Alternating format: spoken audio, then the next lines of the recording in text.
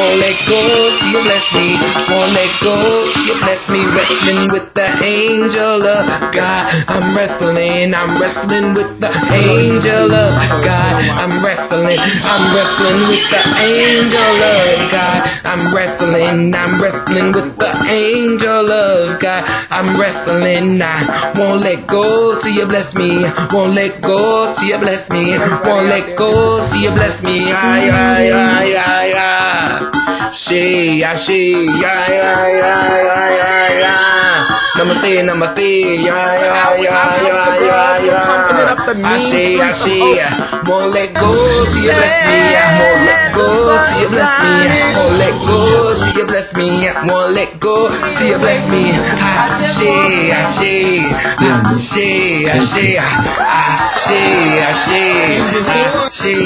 me. Blood, it's blood. It's the bond. Okay, so this is an exclusive video. I'm gonna start this off by saying this is an exclusive video.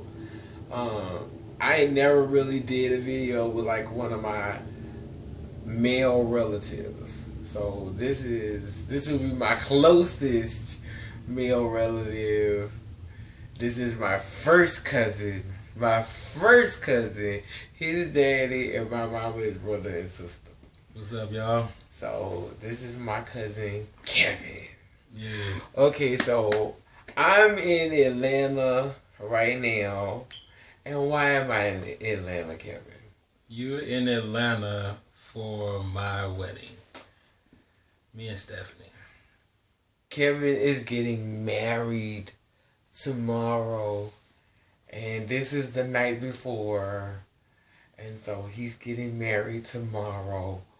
Why is this such a huge deal, Kevin? Why is this such a huge deal, Kevin? It's rare. Come on. I'm a virgin. Wait a minute. Now see, I'm supposed to be the good one. But see, I'm the whore. Compared to pristine Paul over here. See, you crazy. But no. I love my cousin to death. My cousin is a virgin. And he's getting married tomorrow. And he's going to get to be stroking that woman. Let's not talk. Can we talk about the history? Wait a minute. Oh, wait a minute. You know he real saved. So he don't talk like that. He don't do nothing. He don't do nothing. He real saved. He real saved. No. I have porn addiction. Now, see, it take a man to be able to be real like that. And see, everybody can't talk like that. Everybody can't see that running our blood. You see how he just came out with that? He just came out with that. Yeah, so since I ain't been with nobody, I had to find other ways to adapt, other ways around it. So I developed a habit which I may indulge in every few months, and feel guilty about it and kill it, and And it's funny because I just did a video talking about my relationship with porn the other day. Okay. And I think that I have this love-hate relationship with porn because it's like when I feel the need to get that feeling. It's like, oh yeah, porn, yay. And then after I done got that feeling, I'm like, this is nasty. This is so gross. This is why. Yeah, like, what am I doing? Yeah. Yeah. And that feeling come over you afterwards, To me, it's like I gotta get a release, and then afterwards, it's like Jesus.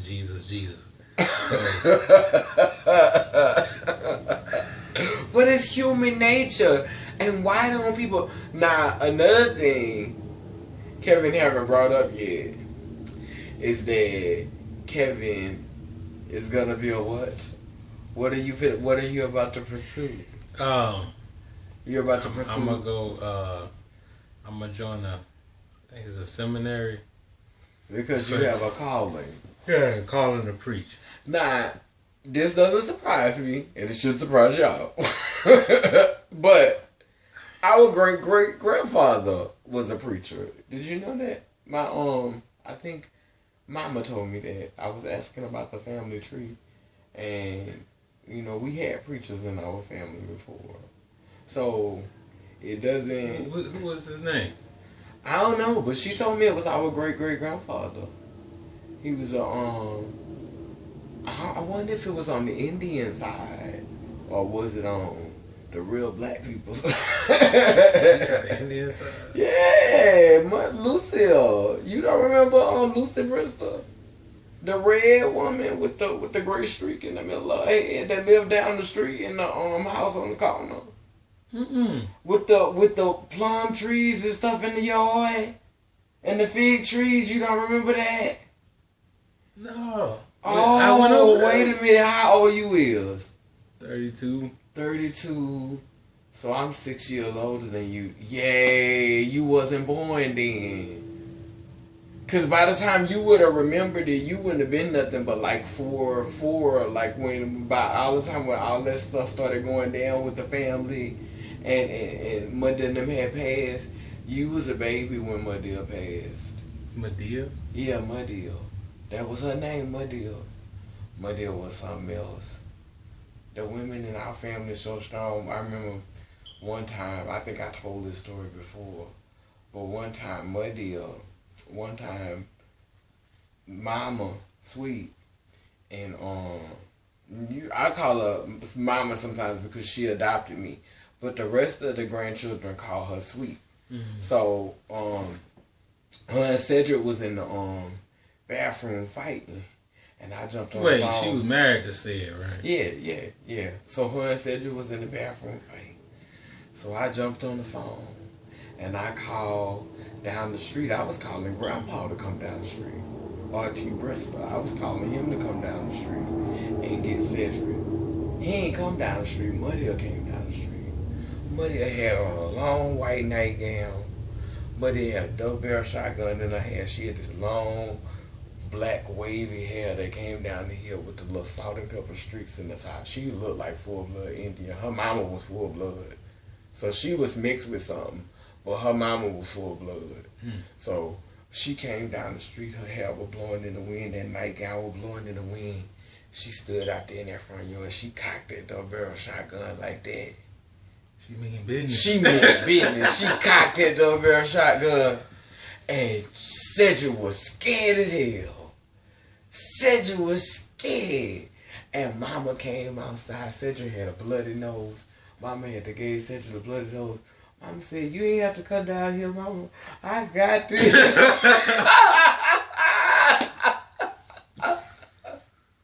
Wow. Yeah. I used to see stuff like that all the time when I was coming up, you know. I don't need that to be happening in my relationship. Yeah, stuff. Well, now, so how long did y'all date? How long y'all court one another? Since February 6, 2013. Okay, so he's gonna be doing a book about this. You know it need to be a book. I mean, this is definitely a book. Like, all of the family used to tease Kevin and say Kevin was weird because Kevin wasn't sexually active. And you know, I mean, I was called weird because I was trans, so I can't judge nothing. But the point of the matter is that there are guys out there that exist who still struggle like everybody else with something, but want to be respectful to a woman. Want to wait for the right woman. That's true. There are guys that they're not trying to, they want to control themselves. You know, they're not trying to just stick their Peter and Pearly and Shirley left and right.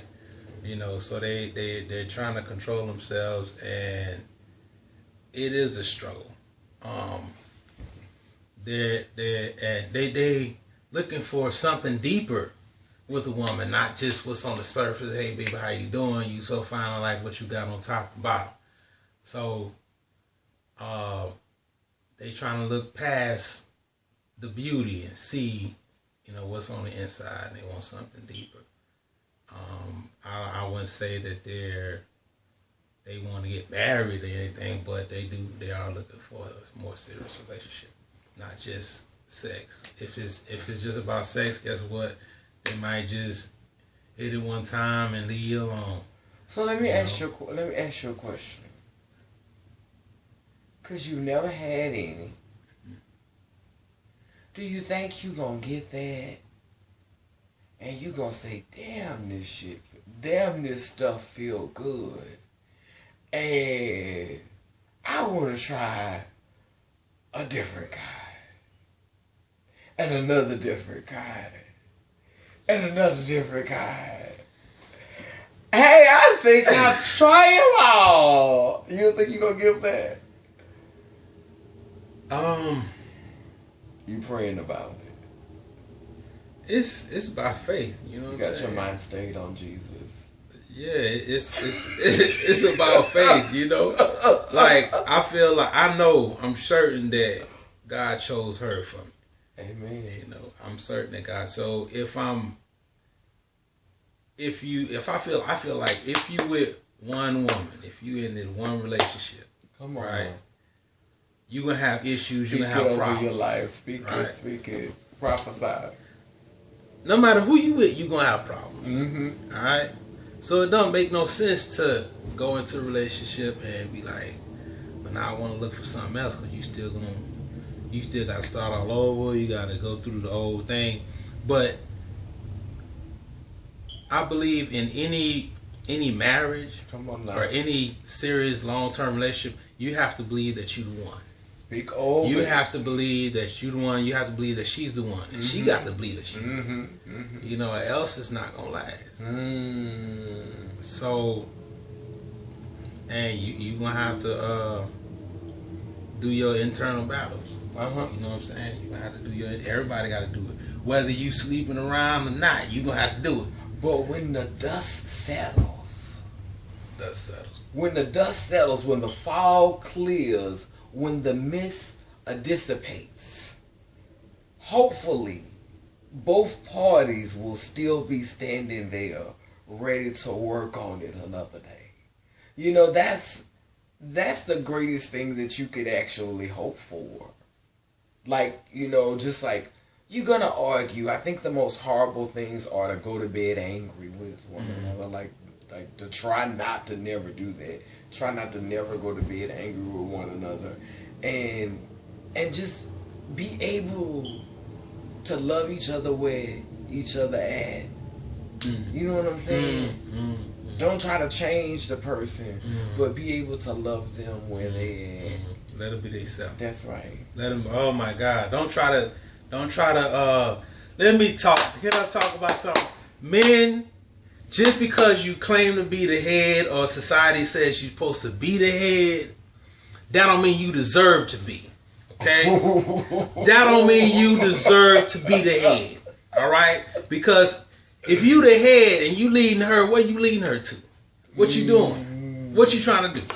You know, you could be leading her to a death trap. You could be leading her off a bridge. You could be leading her in some water. You be leading her to become like you, and she not supposed to be like you. She's supposed to be her. You know what I'm saying? So you supposed to be the head, step up, be a man, and handle your business like you supposed to. You know what I'm saying? And who is leading you? You know, who is leading you? Is God leading you? You know, is Satan leading you? What's going on here? So. I believe women need to be picky and figure out if this man is right for them to be leading them anywhere. You know, if they want to be led. You know what I'm saying? If they're humble enough to be led. You know what I'm saying? If you fight with him for leadership, you know, that's natural. It comes with the territory. If he's strong enough to handle it and he stick around, and it's gonna be a headache, and y'all work on it together, and everything should smooth out. You know, keep God involved in it. You know, if he let God lead him, and you see this, respect it, and you know, fall in line, because if God is leading him, you know, you follow him, you following God ultimately. Look at him. Oh, that spirituality just running the family. You see, I can't escape it. I be trying to run. I be like trying to run through Jonah. I be trying to run. I don't want to go to Nivea. I'm trying to do something else. You know what I'm saying? I think it's, and one of the things about our relationship is we've always been able, even though we don't talk all the time, and we're making arrangements to do that more, because this is my first time coming to a family wedding, definitely as Tila. So, coming to the wedding as Tila and him calling me and inviting me and asking me to come, that made me feel really, really good. And, you know, I mean, like, that touched my heart. Like, I could not be here, even with all of our phobias that trans people are supposed to have. With all of these phobias, I still could not be here for my cousin. Like, and I'm so happy I came. Like, I really have been feeling welcome and safe and comfortable and enjoying myself. I'm glad you got a lot of courage. I tell you what. I keep saying you got a lot of courage, cause I mean, what did you think of me at first, Kevin? Tell the truth. At first, I didn't know much. You know, I had a lot of questions. I didn't really understand, but I've learned that. How come you never judged me? That's not true. Well, you never judged me to me. You never told me. You never made me feel uncomfortable. That's not true. Oh, I think about you every now and then, and I may see some scriptures and may be listening to the preacher say this, that, and the other, and you know, that comes to my mind. I think about it, but at the end of the day, I also think about when Jesus had that woman. And them people about to throw them rocks on him. He said, "He who is without sin cast the first stone." Yeah. You know, everybody falls short. So you know what I'm saying. You can't really judge nobody. There's a thorn in my flesh, and I may struggle with it till the day that I die. You know, and I think that our struggle is what keeps us alive. If you ain't struggling, you ain't living. How is you living? Like, and that is why, you know, the way the wealth is disproportionately, you know, passed out, you know, throughout the world, you know, those people is struggling to keep it. Like, everybody's struggling for something. Those who have power struggling to maintain it. Those who don't have power struggling to try to get power. And those who ain't nowhere near getting power struggling just to survive. But everybody's struggling. You know, and when you ain't struggling, you ain't living. Yeah, shoot, if you stop, that come to mind with Anthony, my brother. He listens to like this guru online, and the guru was talking about, he's like Eastern or whatever. The guru was talking about that he knew a man that was so spiritual that he didn't want no part of this earth. The only thing that was keeping him here was eating. Now, when he got to the point where he didn't desire food anymore, he knew he was gonna die. Wow. You know, not that he was starved to death, but you know, it's like there's no desire to have anything on earth anymore. Yeah. Yeah. There's no desire to have anything.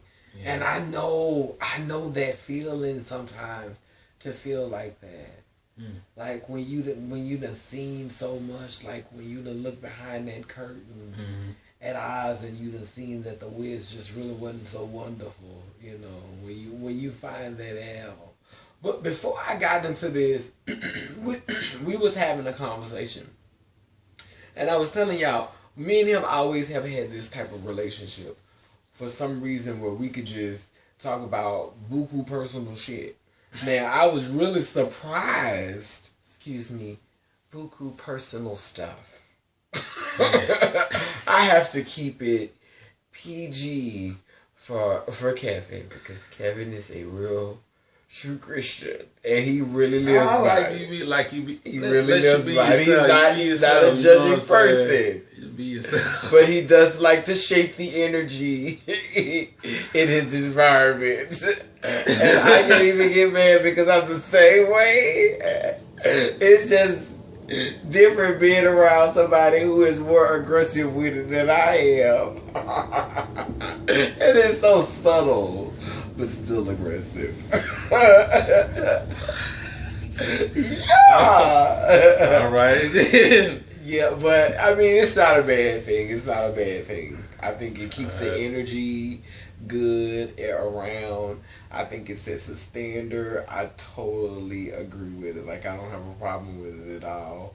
But like we always had like this relationship where, but see, I would always be the one telling him all my business because he would never have nothing to tell me.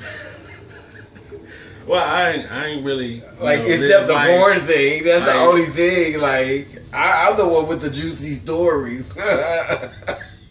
Yeah, because you go out there and you live life. You know what I'm saying? Yeah, but I think if I'm stuck in my mama's house until I'm 30 years old. But I think your life is turning into a juicy story because like, you had this life that a whole bunch of young black males don't typically have. It was extraordinary. You had an extraordinary life because of your discipline. You know what I'm saying? Because of your decision. Because it wasn't like you couldn't get a girl. It was discipline. And so it sets you apart from the rest.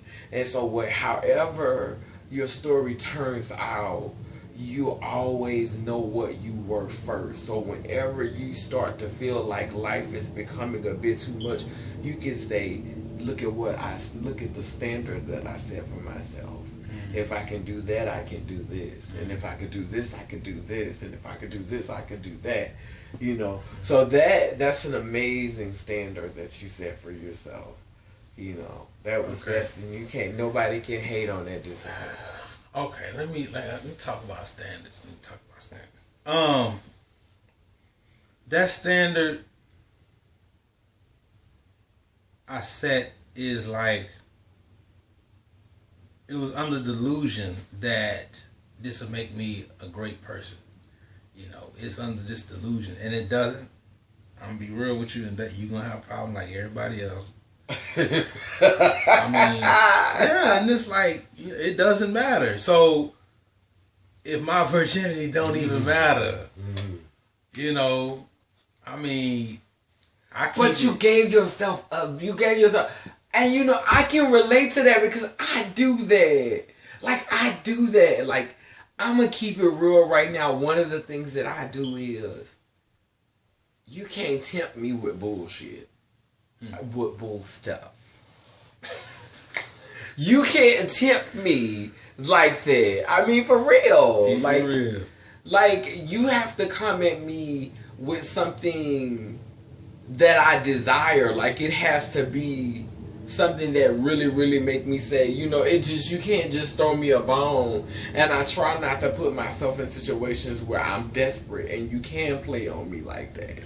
You know what I'm saying? So because I think like that, it just takes more, and I think that is something that's how you approach this whole thing. Like, you wanted something that was gonna be amazing, and that was a sacrifice to ensure that you would have something amazing. I think that the things that we begrudge ourselves, or the things that we take away from ourselves, and those things that we really sincerely like, when we can make, decisions like that, I think that the universe, God, Jesus, all of those things set out to make us happy, because we're doing something that's selfless and selfish at the same time, because you're doing it for yourself, and you also you're not doing it for yourself. It's kind of like an oxymoron, because it's how can you be selfish and selfless at the same time? But that actually is, you denying yourself, and you also feeding yourself, because you're healing yourself by making yourself stronger. I know that my grandmother didn't make this up, that our grandmother didn't make this up, when she used to say, what don't kill you make you stronger. And when she used to tell me that when I was young, I didn't really understand it, but when I got older, I understood it.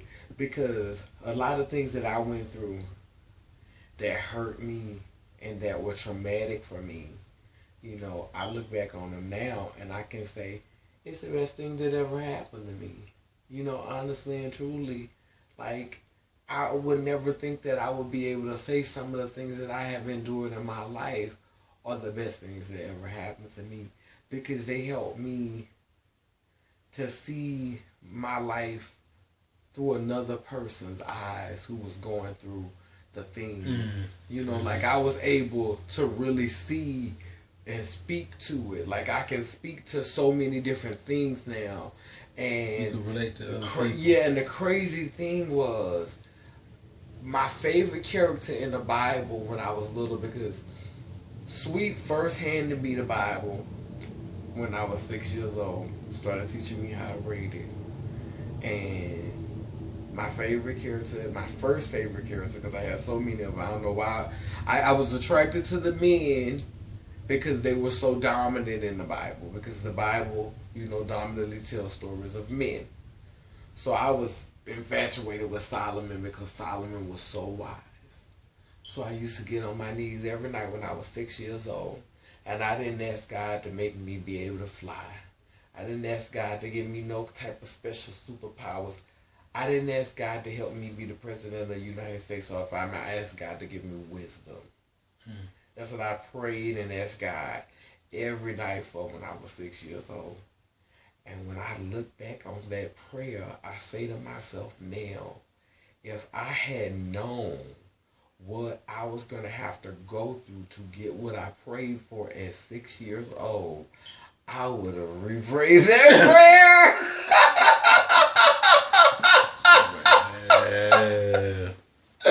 I would have prayed that prayer so much differently. I wanted the wisdom of Solomon. And baby, when I tell you, I'd have been through some stuff to gain. Because how do you get wisdom? You go through stuff. Yeah, you go through stuff. You go through stuff.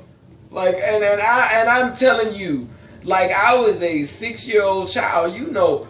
That's some innocent prayers. That's some pure prayer right there. The prayers of a 6-year-old. That's powerful. Because when we that age, we don't believe anything is impossible. Right. Yeah. That's crazy. I ain't think about Solomon's wisdom until I got older. Really? I done bumped my head a few times and like, maybe I need some wisdom. Maybe I need to read this and learn. What is it? Proverbs. So, starting off with the lady wisdom, or whoever she is. Yeah, that is in Proverbs. That's in Proverbs. Hollering out in the streets. Mm-hmm. Yeah, that's in Proverbs. Because at first I thought you was talking about the Psalms. Yea, though I walk through the valley, but you talking about something out of Proverbs.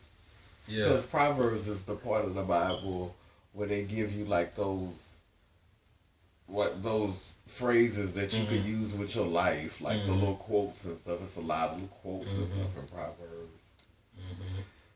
So, is that where you're going to be preaching from when you start preaching the Bible? No. You're going to be preaching from the Bible every Sunday? Can you preach from your heart, or do you need the book?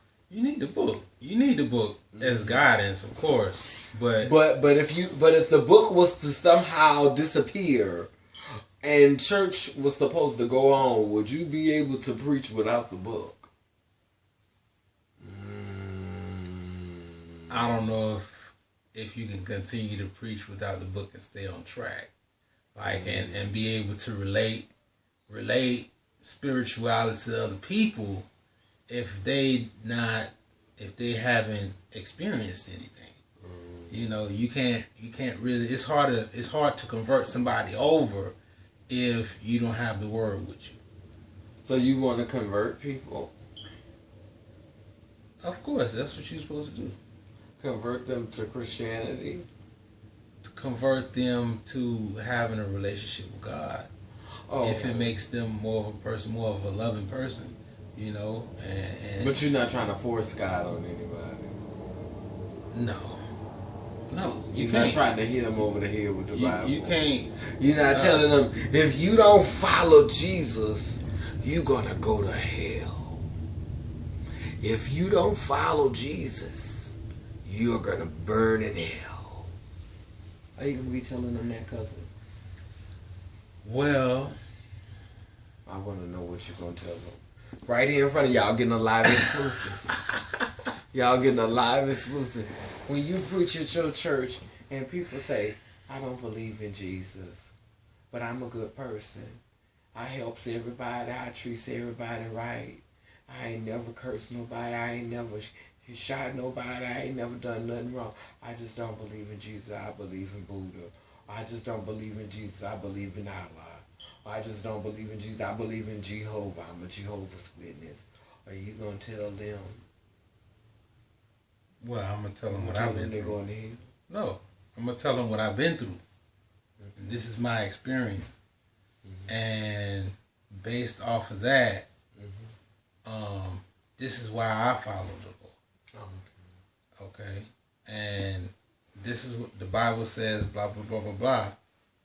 And either you can believe it or not. I'm not going to, everybody could make their own decision, Everybody make their own decision. Are you still going to pray for them? It's important to pray for everybody. Because once you pray for somebody, why would you turn around and meet them in the streets and want to do harm to them? Why would you want to cuss them out after you done got through praying for them? And you prayer is an act of love. You gonna turn around and hate somebody after you prayed for them? So let me ask you a question.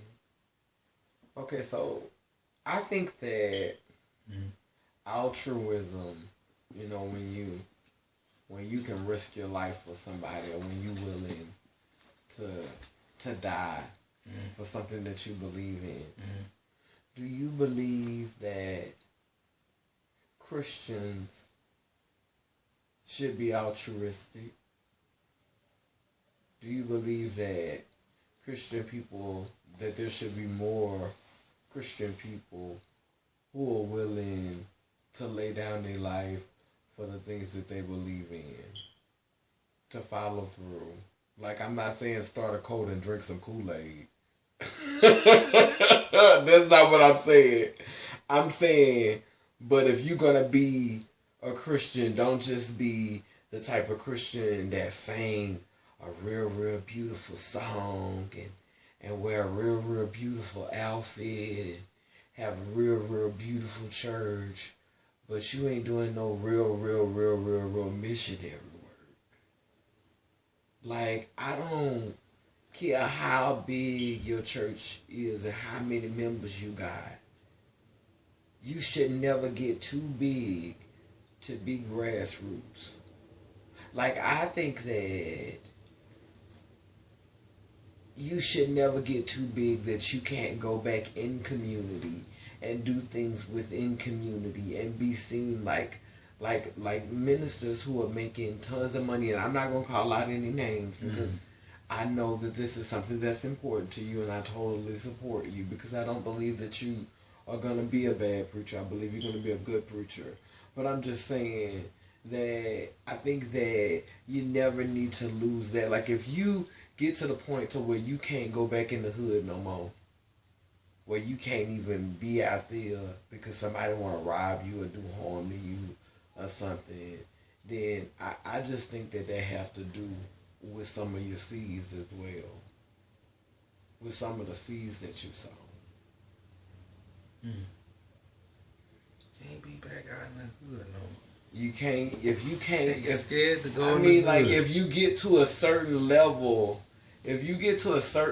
where you just don't want to go back in your neighborhood, you know, and give back and have like a day to just give back in community, you know, and I believe that those days shouldn't be like once a year or once every 6 months. Those days should be regularly, you know, at least one day out the month. You know, it should be something that the church is doing in community. The church should be very connected. If it's a church in that community, that church should be visible and represented in that community. One day out the month. You would be surprised at the harvest that would come in from something like that. I think, you know, a lot of churches is falling off. Like the church is falling off. I think, you ever heard of the word churchianity? Churchianity. What that means? Churchianity, not Christianity. You know, I think like it got so watered down. You know, they take the Christ out of church, and it's like churchianity. No, I'm for real. Like, you know what I'm saying? That make a lot of sense. Like, you know what I'm saying? You just a Sunday Christian. You're not one every day. And you know what I'm saying? I'm guilty of this. I mean, real talk. I think that we can do more as a people. You know, I believe that we can do more.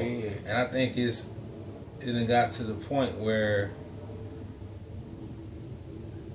we don't show any difference from the rest of the crowd. Like they don't want to be like us because we're too busy being like them. You know, and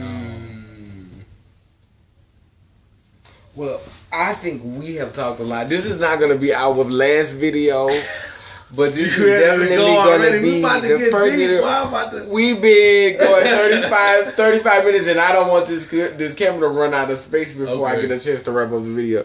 So I want to make sure that, you know, y'all, you know, we shared a lot in this video. Of course, I'm going to edit it because I want it to be really nice when I get ready to put it out there. We finna work on a song together. It's gonna be a while though because, you know, he's finna go on his honeymoon and stuff.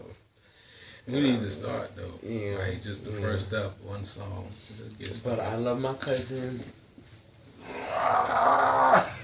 So anyway, we love y'all. We'll holler at y'all later.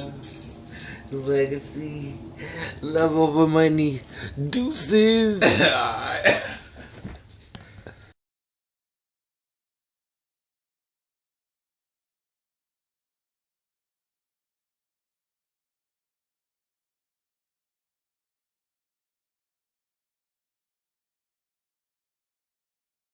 Separable. That's what we are. Inseparable. Just you and me. It's so wonderful to know you'll always be around me.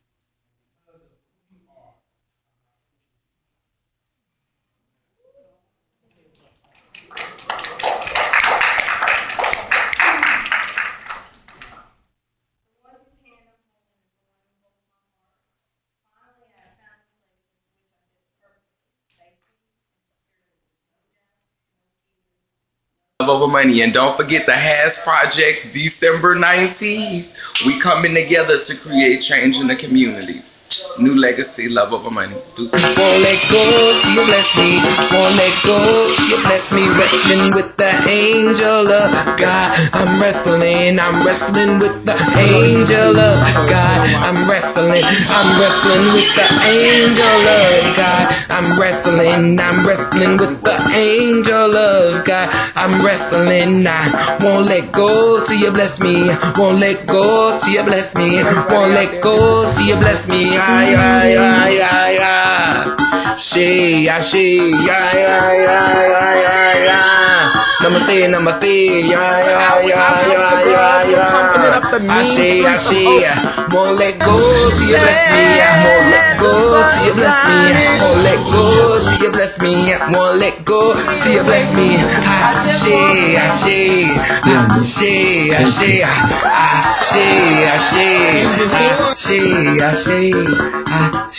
Ashe.